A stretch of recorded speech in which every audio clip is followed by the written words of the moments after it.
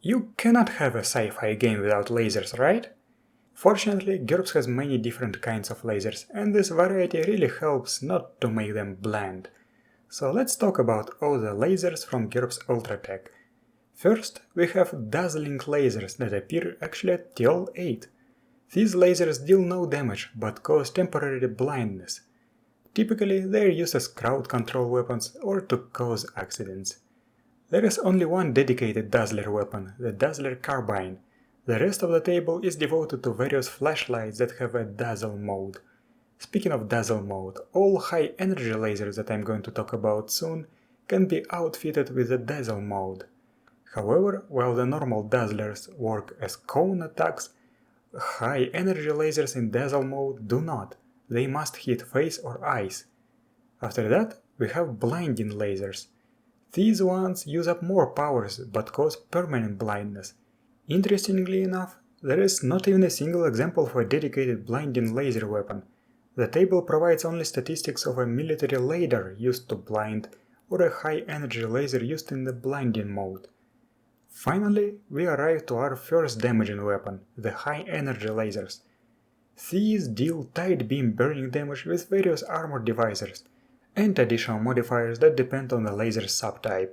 High energy lasers appear at TL9, but only as mounted weapons or bulky sniper rifles. Portable TL9 lasers are chemically powered, requiring the user to wear a backpack with corrosive chemicals. That's dangerous. And here we have the first editing mistake of this chapter. The laser sniper rifle says that its chemical pack has the same statistics and vulnerabilities as a chemically powered laser carbine, but the laser carbine becomes a thing only at TL10 as a solid-state laser with no chemical pack mentioned. Your laser weapon selection is limited at TL9, but TL10 gives you access to all laser weapons, except for the laser crystal. Speaking of the laser crystal, I don't think beam weapons pistol skill is appropriate for it. GURPS High-Tech introduced a new skill, Gun's Wrist Gun, and I would also create the beam weapons wrist gun skill for such weapons. The common traits for all high-energy lasers are tight beam burning damage, they deal less damage than projectile weapons, particle beams and plasma guns, very high accuracy, no recoil, they are silent, some of them are invisible, rain, fog, smoke, snow and similar conditions grant extra DR against lasers, and lasers pass through non-laser resistant transparent objects, increasing armor divisor to 10. And if you're playing a cinematic game, then lasers can be reflected by mirrors. For the latter, I suggest using the rules for the Sunbolt sorcery spell. The default high-energy lasers that you can see on the table are infrared lasers. These deal tight beam burning damage with armor divisor of 2. They can barely function underwater, basically becoming melee weapons. The other options at TL9 are blue-green and ultraviolet lasers.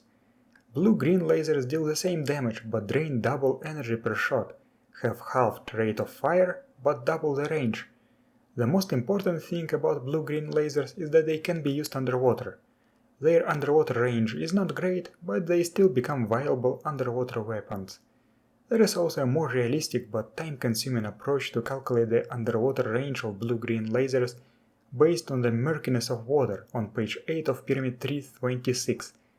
It is not mentioned, but I think it is safe to assume that the blue-green laser beam is visible.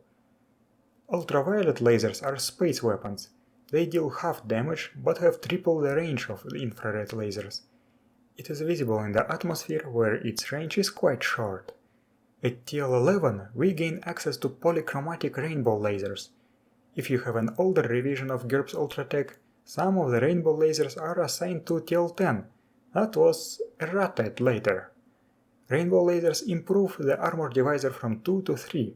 They are visible and can be used in the atmosphere. In trace atmosphere and vacuum, the beam defocuses, divide range by 10 and remove the armor divisor. Their underwater range is doubled compared to the infrared lasers, whole 2 yards. At TL11 they compete with blasters. Compared to them, they have worse penetration but better range, accuracy and rate of fire. In addition to the rainbow lasers, at TL10 we have X-ray lasers. They improve the armor divisor even further to 5 and gain the surge modifier. They have range that is measured in miles even for pistols, but only in vacuum. In a standard atmosphere, they only have range 720. Are they visible in the atmosphere? I do not know. The description does not say anything. And they cannot be used underwater at all. At TL12 we have gamma ray lasers, also known as grazers. I have seen multiple people misspell them as greasers though. Grazers inflict tight beam burning surge damage with an armor divisor of 10. They have even higher range than the X-ray lasers, but they are still hindered by the atmosphere. However, their range is still decent for close assault situations, 70–200 yards. I have ran some number tests against typical armors of different TLs and license classes and found that grazers deal a little bit too much damage, so I suggest you to adjust the damage values as follows. These changes should make them not as overwhelming against armor of appropriate TL and LC. All lasers, except for chemically powered one and rainbow lasers, can be turned into pulse lasers. Alternatively, they can have a pulse mode integrated into them, allowing switching between normal and pulse lasers, but that costs a lot. Pulse lasers have double range, but their armor divisor is one step lower. Damage becomes crushing and explosive instead of burning.